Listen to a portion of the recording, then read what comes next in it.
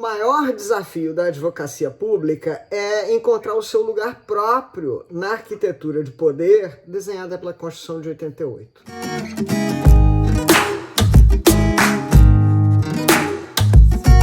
Minhas considerações vão se dar a partir de três perspectivas, 3 pontos. Eu quero falar um pouco sobre o lugar da advocacia pública no desenho constitucional de organização do poder. O segundo ponto é o elefante na sala, né? Precisamos falar sobre o elefante na sala, que é a questão do tratamento da advocacia pública como carreira do Estado, pela PEC 32. E quero chamar a atenção para mais 2 aspectos da PEC 32 que dizem diretamente à advocacia pública e que me parecem merecem a nossa atenção. Muito bem. Então, falando um pouco sobre o primeiro ponto, né? O lugar da advocacia pública na Constituição de 88. E aí vale lembrar, né, que o texto original da Constituição de 88 não contemplava a advocacia pública, ou melhor, contemplava exclusivamente a Advocacia Geral da União.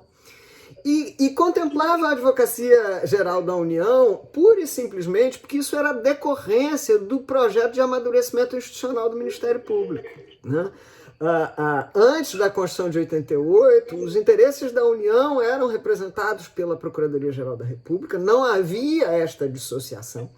E aí, portanto, o projeto de consolidação institucional do Ministério Público como instituição de contrapoder, como custos legis e tal, passava por se despir desta atribuição institucional. Olha, eu não posso representar os interesses da União, porque frequentemente haverá um conflito entre as duas coisas. E por isto a Advocacia Geral da União lá estava, e só ela, nenhuma outra instituição de advocacia pública. E elas só vieram com a emenda 19. Né? E vejam que mesmo a advocacia pública, na sua previsão original no texto da Constituição de 88, ela trazia um viés que nos persegue até hoje, que é o viés da predominância ou da prioridade que se confere, quando se pensa a advocacia pública, prioridade que se confere à nossa função de representação judicial. Né?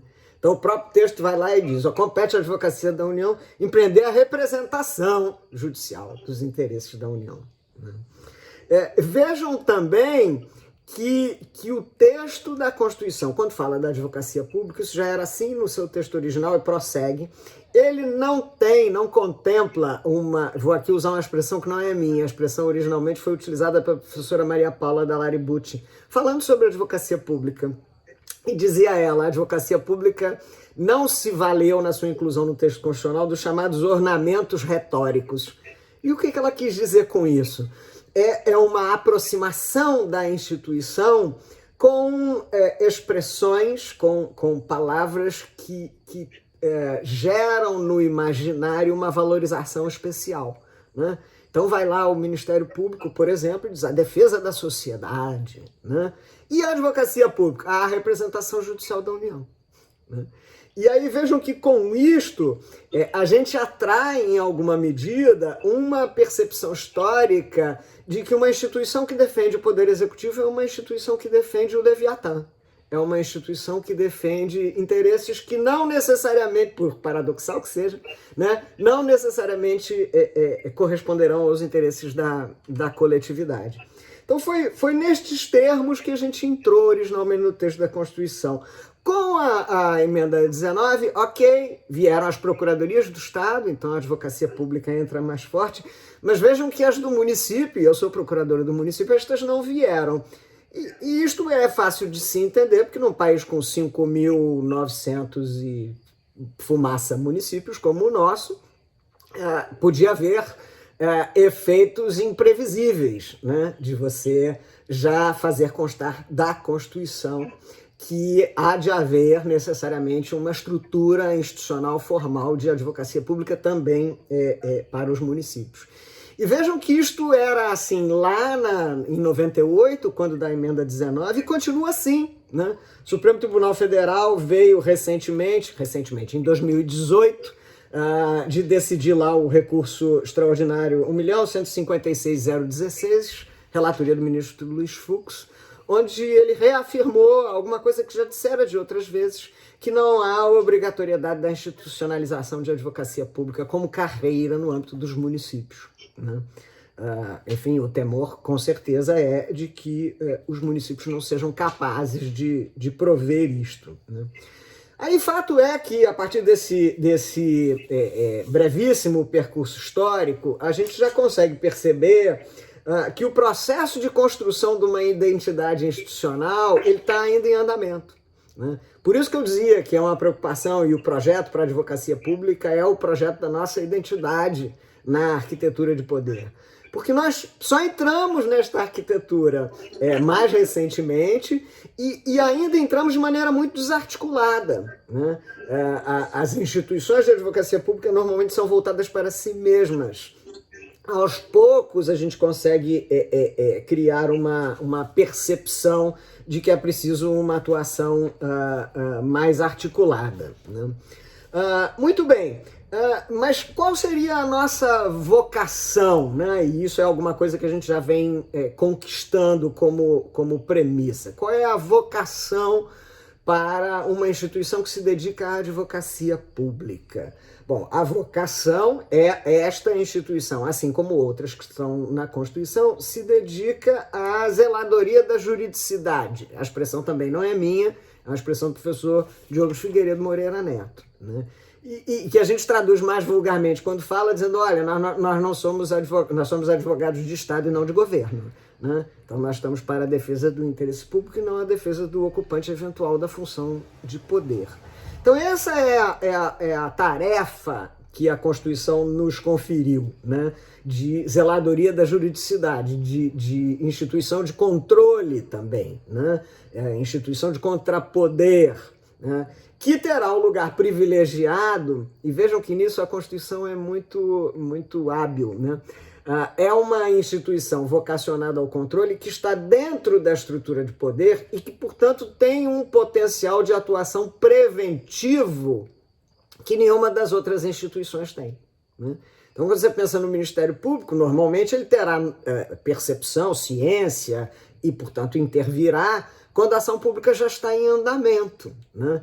Assim também a Defensoria Pública, no mais das vezes o Tribunal de Contas. Já a advocacia pública, esta não. Esta pode desenvolver uma atuação preventiva que nenhuma outra instituição poderá fazer. Então essa é a nossa vocação, esse é o nosso mistério, esse é o componente que falta na arquitetura constitucional de controle do poder. Mas para isto, e aí estou completando esse primeiro momento histórico, para isto, para que a gente possa exercer a zeladoria da juridicidade, nós precisamos nos revestir de dois atributos, por assim dizer. É preciso que uma instituição de advocacia de Estado se revista de qualificação técnica, que seja aferível, né, e que se preserve, né, seja aferível no ingresso, e para isso temos o bom e velho Instituto do Concurso Público, mas que também seja aferível ao longo do exercício funcional, que cada vez mais se alonga, né, como a gente bem o sabe, né? Então é preciso que a gente tenha essa garantia de qualificação técnica que aconteça no ingresso e no desenvolvimento da função da carreira. E é preciso que a gente tenha um segundo atributo, que é um atributo de autonomia. Porque o exercício da zeladoria da juridicidade pressupõe contrariar interesses. Olha, essa iniciativa, do jeito que se pretende, não pode acontecer. É preciso reconfigurar, né? É preciso agir de outra maneira. E para que se possa fazer isso, é preciso que se tenha autonomia institucional. Sem o que a gente fica refém, né, dos limites tradicionais, né? Olha, então não financio, então não dou o equipamento, então eu não faço o concurso, então, né? Esses são os atributos que a gente precisa para a gente se dedicar à nossa missão constitucional.